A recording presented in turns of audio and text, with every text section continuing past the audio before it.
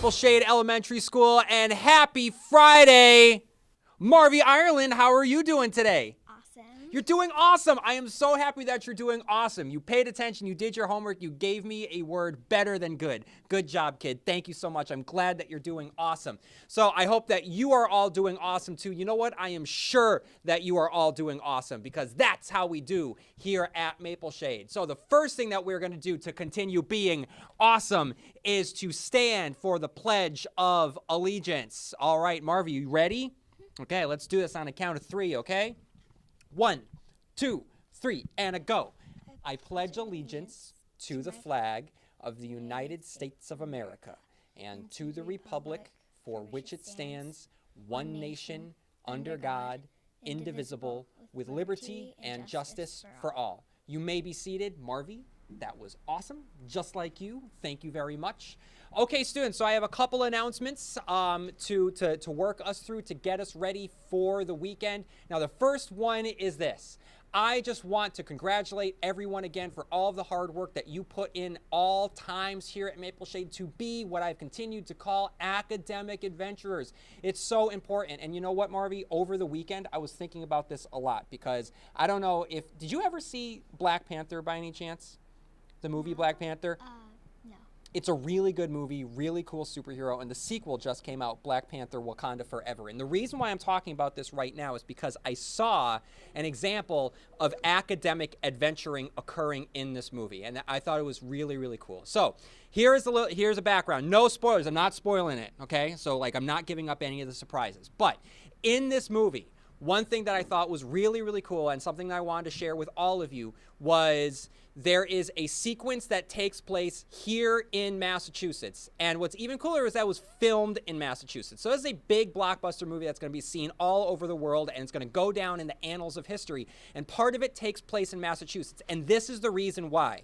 It was filmed in Worcester, and it was filmed in Cambridge. And the scene takes place in Cambridge because one of the characters in the movie goes to MIT. And Marvy, I don't know if you know anything about MIT, but it's one of the best schools in the world. And it was great to see Massachusetts represented in this movie, where a character who is going to go on to have a big part in Marvel stories from here on out have her roots in Massachusetts right here. And this is a character named Riri Williams who winds up being so smart. She's an academic adventurer. She builds her own Iron Man suit, and she is very, very smart, and she works very hard. And she works so hard, she goes to one of the best schools in the world, which is right here in Massachusetts. And the reason why I'm sharing all of this is because Massachusetts gives us, gives the world, gives this country the best schools. And so all of you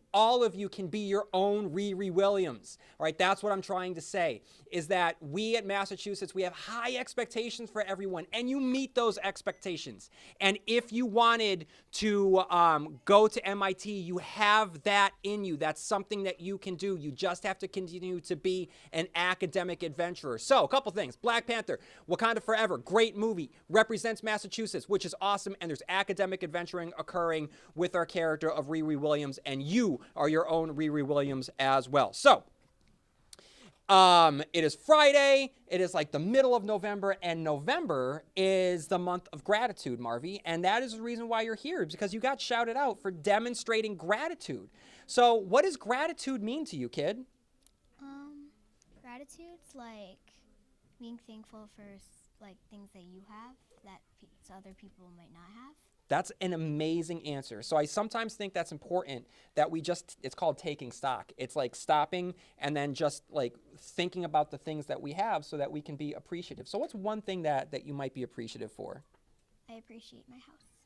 That's really, really cool. You know, not everyone has one, and it's, you know, and it's good to just appreciate what you have. So like I did that the other day. I came home and I stopped and I just looked at my house and I said, you know what? I'm a really, really lucky guy to have this. And I just like, it just made me feel good just to stop and be reflective in the moment and to have gratitude. So thank you for demonstrating gratitude, because I just think that it helps us be better people.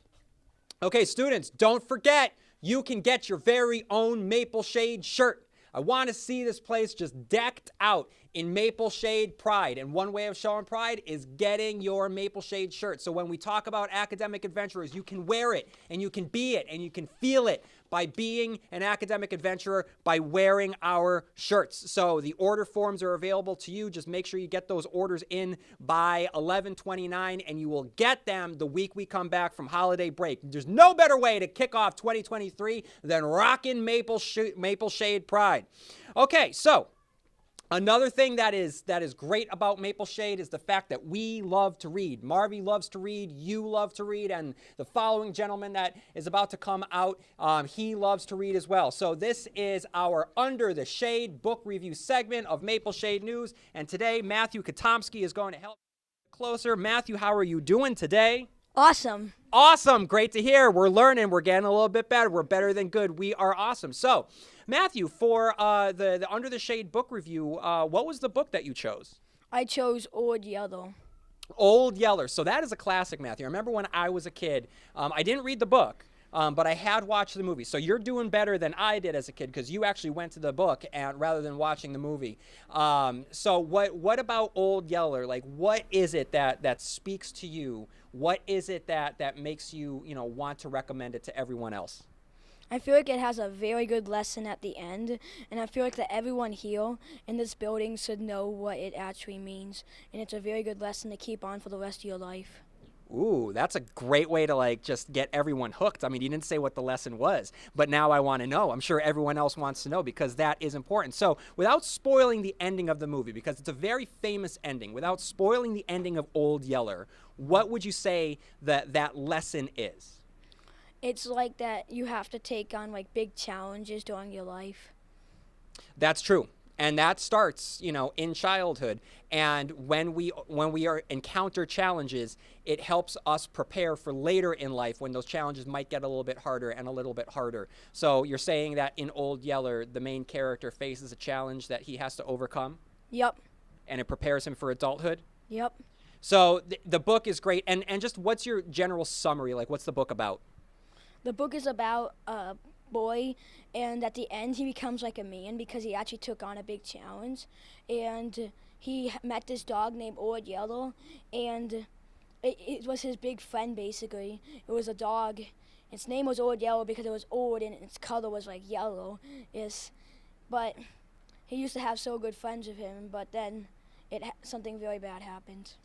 Old Yeller, come back Yeller, best doggone dog in the West. You heard it here, folks. All right, that's the theme song to Old Yeller. You just got serenaded by me, myself. Now it's stuck in your head. So when you read Old Yeller, you can hear that song. You can hear those words. It really is a great story. If anyone loves animals, if you have a cat or if you have a dog, I'm sure that you'll be able to connect with this book. So Matthew, thank you so much for recommending this classic, and you can head out that way. Thank you, buddy. Thank you. Okay, so I guess that is it. I think that's it. So we talked about shirts. We talked about being grateful. We talked about Under the Shade. So that's it, right, Marvy? Oh my God, the joke of the day. Oh, thank you, Marvy. You have a joke. Okay, so what's the joke that you have? What did the pirate get on his report card? It's a great question. What did the pirate get on his report card? High seas. High seas! Great job, Marvy. Great job. It's a wonderful joke. You were awesome, just like you said that you were. Everyone, I hope that you continue to have an awesome day today. Have an even awesomer, is that a word? I don't know. I guess it is now. An awesomer weekend because you have worked hard and you deserve to have fun once. And I would say that you deserve to have fun twice.